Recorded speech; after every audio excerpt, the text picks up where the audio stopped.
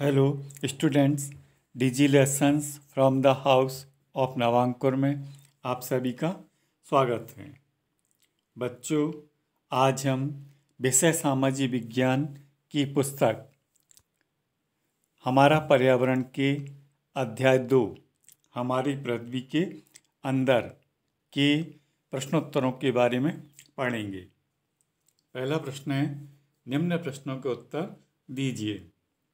तो पहला विकल्प वाला है, पृथ्वी की 3 परतें क्या हैं? इसका उत्तर है, पृथ्वी की 3 परतें निम्नलिखित हैं। नंबर 1 भूपर्पटी, नंबर 2 मेंटल, नंबर 3 क्रॉड। अगला प्रश्न है, सेल क्या है? पृथ्वी की परपटी बनाने वाले खनिज पदार्थ के किसी भी प्राकृतिक पिंड को सेल कहते हैं। शैलें विभिन्न रंग, आकार एवं गठन की हो सकती हैं। अगला प्रश्न है, सेल 3 प्रकार की सेलों के नाम लिखें। इसका उत्तर है, 3 प्रकार की सेल हैं। नंबर 1 आग्नेय सेल, नंबर 2 अपसादी सेल, नंबर 3 कायांतरित सेल। अगला प्रश्न है, बहिर्भेदी अंतर्भेदी सेल का निर्माण कैसे होता है? सबसे पहले इसका उत्तर है बहिर्भेदी आग्नेय सेल का निर्माण। जब पृथ्वी पर ज्वालामुखी का उद्गार होता है तब आग की तरह लाल द्रवित मैग्मा पृथ्वी के आंतरिक भाग से निकलकर सतह पर आ जाता है। जब द्रवित लावा पृथ्वी की सतह पर आ जाता है तो यह तेजी से ठंडा होकर ठोस बन जाता है। परपटी पर इस प्रकार से बने सेल को बहिर्भेदी आग्नेय सेल कहते हैं। इसकी संरचना बहुत महीन दानों वाली होती है। उदाहरण के लिए बेसाल्ट, दक्कन का पठार बेसाल्ट सेलों से ही बना है। अगला है अंतर्भेदी आग्नेय सेल। द्रवित मैग्मा कभी कभी भूपर्पटी के अंदर गहराई में ही ठंडा हो जाता है। इस प्रकार बने ठोस सेलों को अंतर्भेदी आग्नेय सेल कहते हैं। धीरे धीरे ठंडा होने के कारण ये बड़े दानों का रूप ले लेते हैं। ग्रेनाइट ऐसे ही सेल का एक उदाहरण है। अगला प्रश्न है, सेल चक्र से आप क्या समझते हैं? इसका उत्तर है, एक सेल से दूसरे सेल में परिवर्तन होने की प्रक्रिया को सेल चक्र कहते हैं। अगला प्रश्न है, सेलों के क्या उपयोग हैं? इसका उत्तर है, सेलों के उपयोग। नंबर 1 सेलों से कई दुर्गों किलों का निर्माण किया जा चुका है तथा भवन निर्माण में भी ये सहायक होते हैं। नंबर 2 सड़क निर्माण में सहायक। नंबर 3 विभिन्न खेलों में उपयोग। अगला प्रश्न है, कायांतरित सेल क्या है? इसका उत्तर है, आग्नेय एवं अपसादी सेल उच्च ताप एवं दाब के कारण कायांतरित सेलों में परिवर्तित हो सकती हैं। उदाहरण के लिए चिकनी मिट्टी स्लेट में एवं चूना पत्थर संगमरमर में परिवर्तित हो जाता है। अगला प्रश्न है, सही उत्तर चिन्हित कीजिए। पहला है द्रवित मैग्मा से बने सेल। इसमें 3 विकल्प दिए हुए हैं। पहला है आग्नेय, दूसरा है अपसादी और तीसरा है कायांतरित। तो इसका सही उत्तर है आग्नेय। अगला नंबर है पृथ्वी की सबसे भीतरी परत। इसके भी 3 विकल्प दिए हुए हैं। पहला है परपटी, दूसरा है क्रॉड, तीसरा है मेंटल। तो इसका ये सही उत्तर है क्रॉड। नंबर है सोना, पेट्रोलियम एवं कोयला किसके उदाहरण हैं? तो इसमें 3 विकल्प दिए हुए हैं। पहला है सेल, दूसरा है खनिज, तीसरा है जीवाश्म। तो इसका सही उत्तर है खनिज। अगला नंबर है शेल, जिसमें जीवाश्म होते हैं। तो इसके भी 3 विकल्प हैं।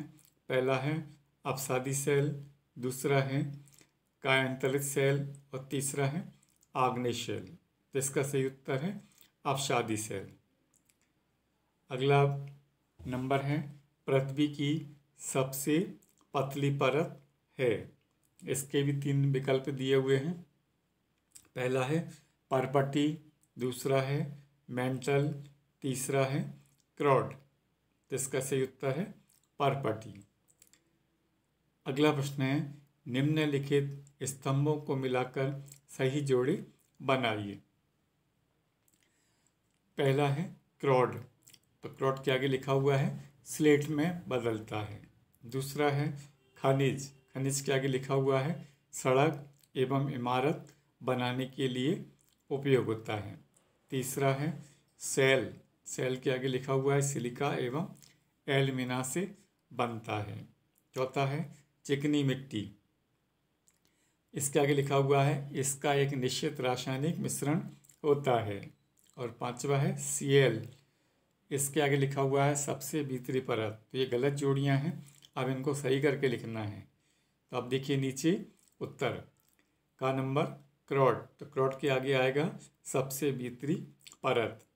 दूसरा है खनिज। इसके आगे आएगा इसका एक निश्चित रासायनिक मिश्रण होता है। तीसरा है शेल। शेल के आगे आएगा सड़क एवं इमारत बनाने के लिए उपयोग होता है। चौथा है चिकनी मिट्टी। चिकनी मिट्टी के आगे आएगा स्लेट में बदलता है। और पांचवा है Cl।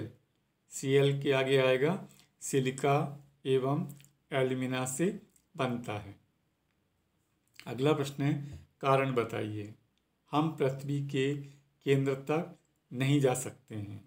इसका उत्तर है हम पृथ्वी के केंद्र में निम्न कारणों से नहीं जा सकते हैं। पहला है पृथ्वी के केंद्र तक पहुंचने के लिए जो बिल्कुल असंभव है। आपको समुद्र की गहराई से 6000 किलोमीटर, समुद्र की सतह से 6000 किलोमीटर की गहराई तक खोदना होगा। दूसरा है पृथ्वी की सतह से नीचे जाने पर तापमान 1 डिग्री सेंटीग्रेड प्रति 32 मीटर की दर से बढ़ता जाता है। तीसरा है पृथ्वी के केंद्रीय क्रॉड अथवा तरल अवस्था में आग का गोला है एवं वहाँ का दाब भी बहुत अधिक है। अगला है अपसादी सेल अपसाद से बनती है। इसका उत्तर है सेल लुढ़ककर, चटककर या एक दूसरे से टकराकर छोटे छोटे टुकड़ों में टूट जाती है। इन छोटे कणों को अवसाद कहते हैं।